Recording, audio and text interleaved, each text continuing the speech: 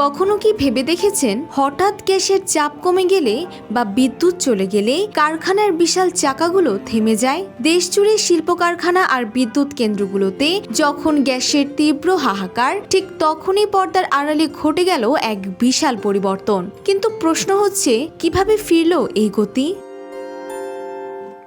Gas সংকট কাটিয়ে শিল্প উৎপাদন ও বিদ্যুৎ সরবরাহ নিরবচ্ছিন্ন রাখতে জাতীয় গ্যাস গ্রিডে দৈনিক ২,৪৪৩ মিলিয়ন ঘনফুট গ্যাস সরবরাহ শুরু করেছে বাংলাদেশ তেল, গ্যাস ও খনিজ সম্পদ কর্পোরেশন। পেট্রোবাংলার চেয়ারম্যান আব্দুল মান্নান জানান, প্রাকৃতিক দুর্যোগ আর নানা কারিগরি জটিলতার মেঘ কাটিয়ে অবশেষে স্বাভাবিক হতে চলেছে জাতীয় গ্রিড। এই বিশাল সরবরাহের বড় একটা অংশ আসছে বহুল প্রতীক্ষিত ভাসমান এলএনজি টার্মিনালগুলো থেকে। সামিট গ্রুপ ও এক্সিলারেট এনার্জির পরিচালিত টার্মিনাল দুটি পুনরায় সক্রিয় হতেই জাতীয় গ্রিডে আমদানি করা এলএনজির প্রবাহ এক লাফে বেড়ে দাঁড়ায় ৮২৮ মিলিয়ন ঘনফুটে। তবে আসল চমক লুকিয়ে রয়েছে সরবরাহের হিসাব নিকাশে।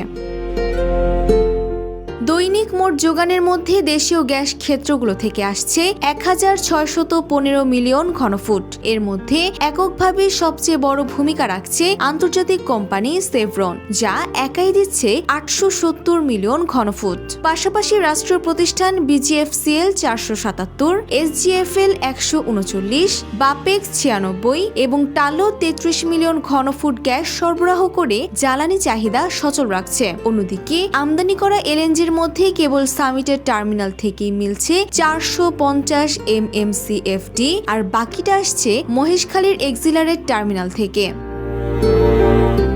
তবে স্বস্তির এই খবরের মাঝেও রয়ে গেছে এক বড় সমীকরণ। পেট্রোবাংলা চেয়ারম্যানের ইঙ্গিত, মহেশখালীর এক্সিলারেট এনার্জির FSRU-কে যদি পূর্ণ সক্ষমতায় চালাতে হয়, তবে সাময়িকভাবে এটি বন্ধ রেখে করতে হবে জরুরি রক্ষণাবেক্ষণ। এখন দেখার বিষয়, সাময়িক এই বিরতি সামলে কিভাবে পেট্রোবাংলা দেশের জ্বালানি খাতকে সামনে নিরবচ্ছিন্ন ও স্থিতিশীল রাখে। Desk report, Bangladesh bulletin.